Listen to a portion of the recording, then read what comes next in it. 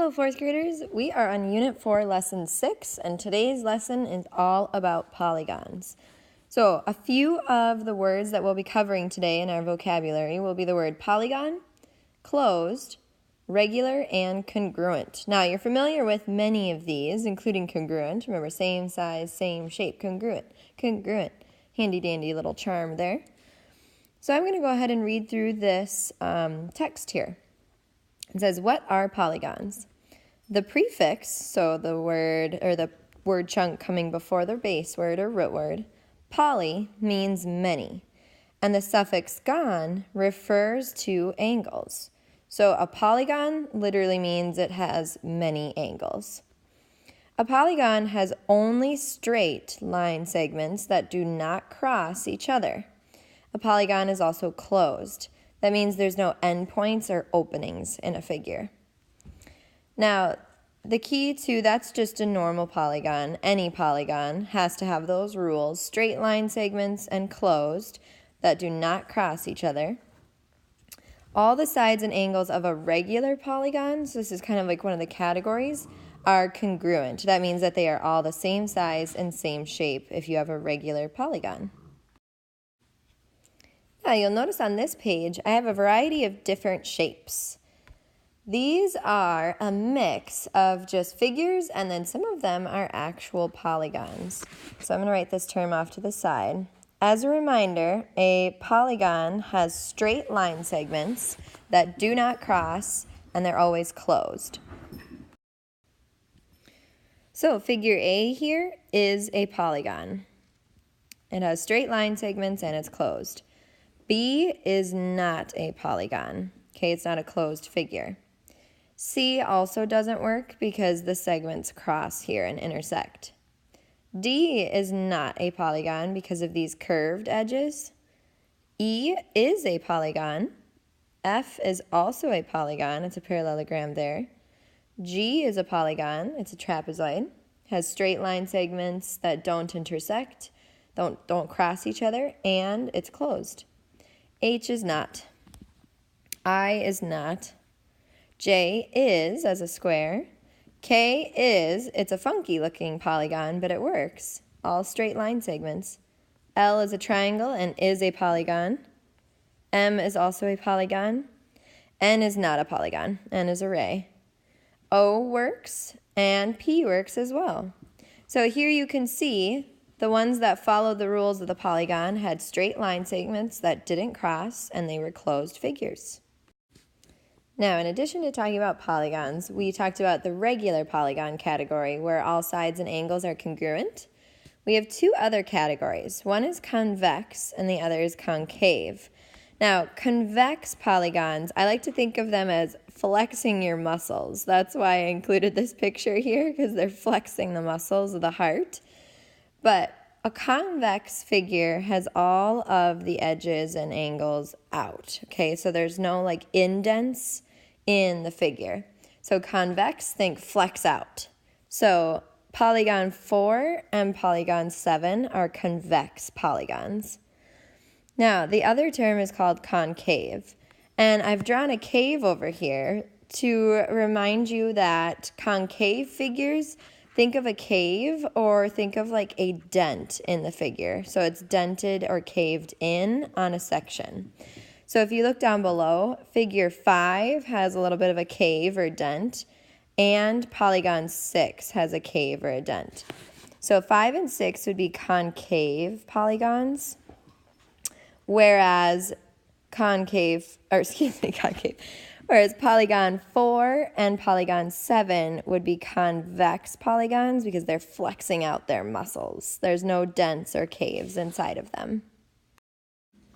Now, a really cool connection that we'll begin to see is actually between math and the prefixes that we've been learning about in our word work time. So we actually use prefixes to name different polygons. And we add those prefixes then to the next part of the word, agon. So I'm going to write in the prefixes first. So for number 13, it says we need to write the prefix for the word 3, or the number 3. Now, as I'm writing this, I want you to think in your head before me if you know what it is. So 3, try, T-R-I. 4, we have the prefix quad. 5 is pent or penta. 6 is hex. 7 is hept. 8 is oct. 9, if you remember still, non. 10, dec. And then one that's going to be new. We didn't learn this during our word work time. But 12 actually has a prefix, and it's dodec. You add on to what was 10, but with a do before it. So now looking below, I've already named these figures based on counting up the number of sides, and that's how they figure out which prefix to use, by counting up the number of sides of the polygon. So for this one, I counted 1, 2, 3, 4, 5, 6, 7, 8 sides, so that I labeled as an octagon. Oct meaning 8. So it's an 8-sided polygon. Number 23 is 1, 2, 3, 4, 5 sides, so then I labeled that pentagon, meaning 5-sided polygon. Now, 24 here, this shape had a lot of sides. So 1, 2, 3, 4, 5, 6, 7, 8, 9, 10, 11, 12.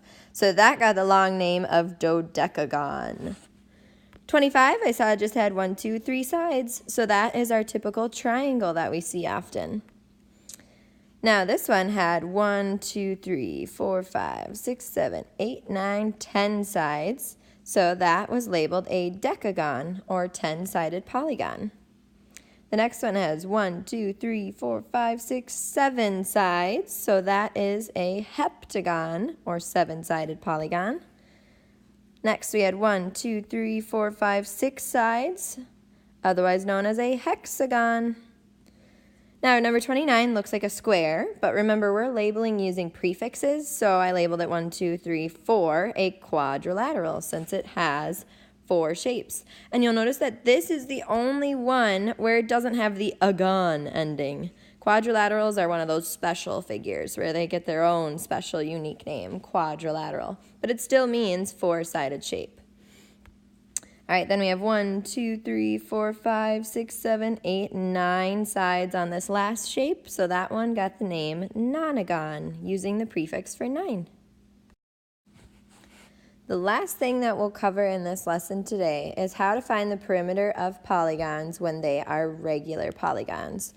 Remember that regular polygons have congruent, or same size, same shape, sides and angles. So you'll know that on a regular polygon, if one side is 5, the other sides will all be 5 as well.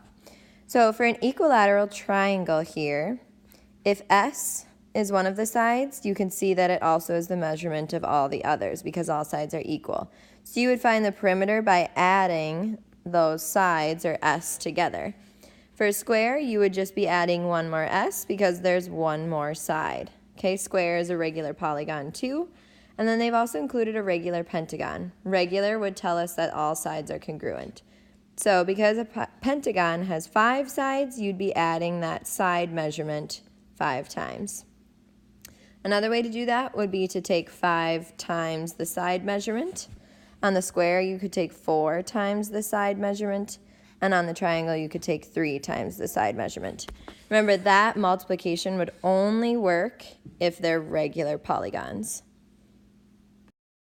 Now, I'm going to show you some fancy math today because we need to find the perimeter of these 3 polygons put together. So first, I'm going to figure out what kind of polygon we're working with. It's a 1, 2, 3, 4, 5, 6, 7-sided polygon. So that means we're working with regular heptagons here. So to find the perimeter of the first heptagon, I could add, you notice we have large numbers, 23 7 times, or because it's a regular polygon and because they're all the same measurement, I can take 23 times 7. Okay, to do that, here's a little review.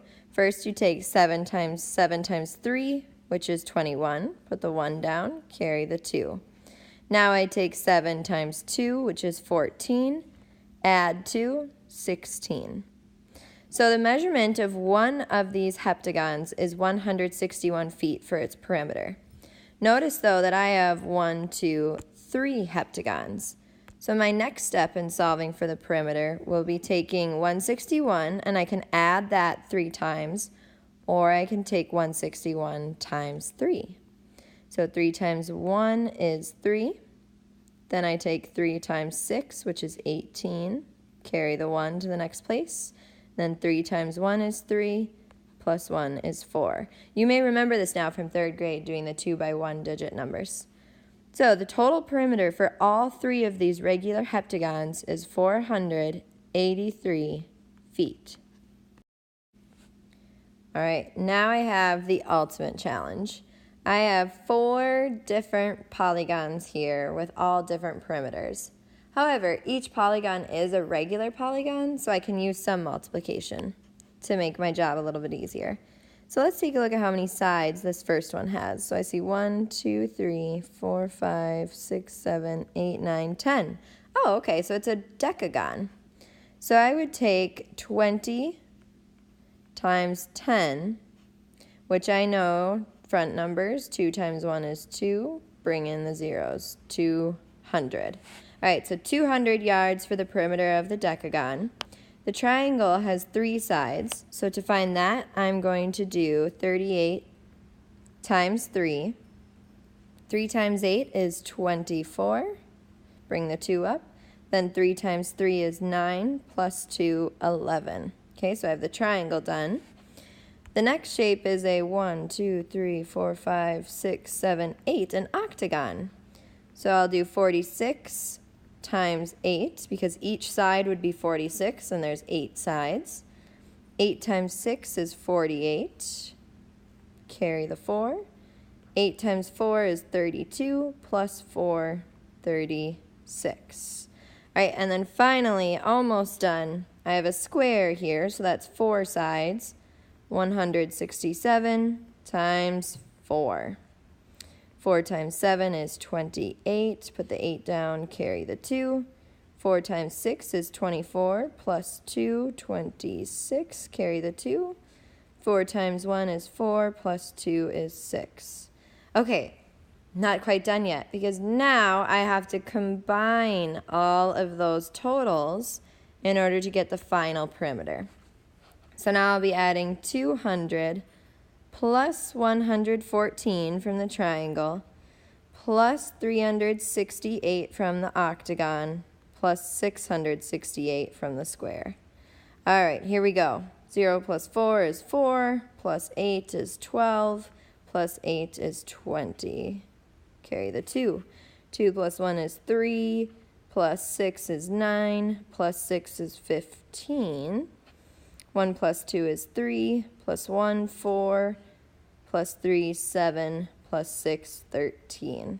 Okay, woo! So the total perimeter for all of these regular polygons would be 1,350 yards.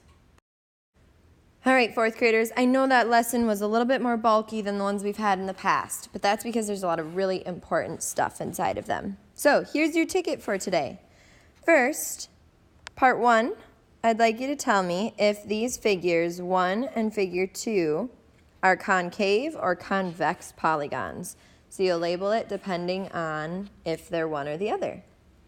Part 2 of the ticket, you'll need to name these polygons based on how many sides they have. So that's number 3 and number 4 there on your ticket. Use those prefixes. And finally, your last question, number 5, is to find the combined perimeter of these regular polygons.